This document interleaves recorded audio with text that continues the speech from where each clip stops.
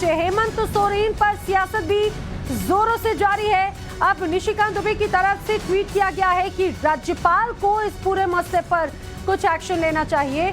उनकी तरफ से ट्वीट किया गया है। हेमंत सोरेन पर निशिकांत दुबे ने ट्वीट किया, मुख्य सचिव से जानकारी जुटाई जानी चाहिए। और ये देखिए, ये ट्वीट उनकी तरफ से है। और तुरंत मुख्य सचिव व पुलिस महानिदेशक को बुलाकर मुख्यमंत्री जी के स्वास्थ्य की जानकारी भी लेनी चाहिए। झारखंड के राज्यपाल को ये निशिकांत दुबे की तरफ से ट्वीट करते हुए निशाना साधा गया है।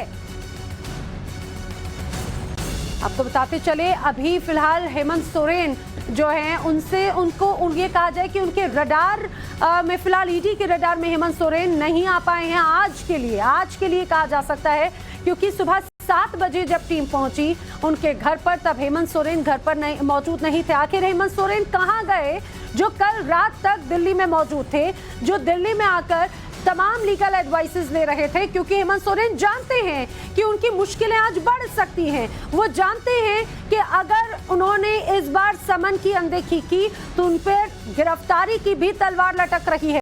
वो बखूबी जानते हैं, लेकिन इसके बावजूद अगर हेमंत सोरेन नहीं हैं तो आप ये समझ सकते हैं कि ईडी कुछ बड़ी बातें और सामने रख सकती है, क्योंकि सूत्रों के हवाले से ये बड़ी खबर है कि हेमंत सोरेन के खिलाफ ईडी के पास में से तमाम पुख्ता सबूत हैं जो आने वाले वक्त में हेमंत सोरेन की मुश्किलें बढ़ा सकते हैं। जिस तरह से पूरा जमीन घोटाला हुआ, जमीन घोटाले के साथ साथ मनी लॉन्ड्रिंग का जो पूरा मामला है, उसमें हेमंत सोरेन घिरते हुए फंसे हुए नजर आते हैं।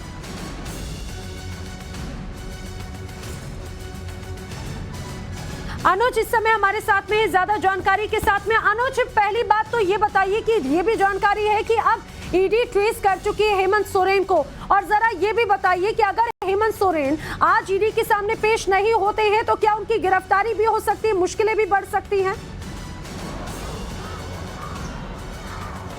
निश्चित तौर पर हेमंत सोरेन की मुश्किलें निश्चित तौर पर बढ़ सकती है और इसे वो बखूबी जानते भी थे। इसी वजह से कहा जा सकता है कि जैसे ही उन्हें 10वां सम्मन भेजा गया, उसके बाद जिस तरीके से उन्होंने दिल्ली का रुख किया और बाकायदा बताया ये जा रहा है कि उन्होंने यहाँ पर कुछ लीगल एडवाइस लेने के लिए यहाँ पर वो पहुँचे थे, तो ऐसे में वो इस बात से बखूबी वाकिफ थे कि किस तरीके से उनकी मुश्किलें इस पूरे मामले में बढ़ने वाली है। जाहिर तौर पर लगातार उनको सम्मन भेजा जा रहा था, लेकिन वो किसी सम्मन पर जो है ईडी का जवाब नहीं दे रहे थे। हालांकि इससे पहले उनसे उनके आवास पे, सरकारी आवास पे जरूर पूछताछ हुई थी, लेकिन वहां पर भी कहीं ना कहीं ये बात सामने आई थी कि वो पूरी तरीके से सहयोग पूछताछ में नहीं कर रहे हैं और इसको लेकर ये पूछताछ अभी इस पूरे मामले में और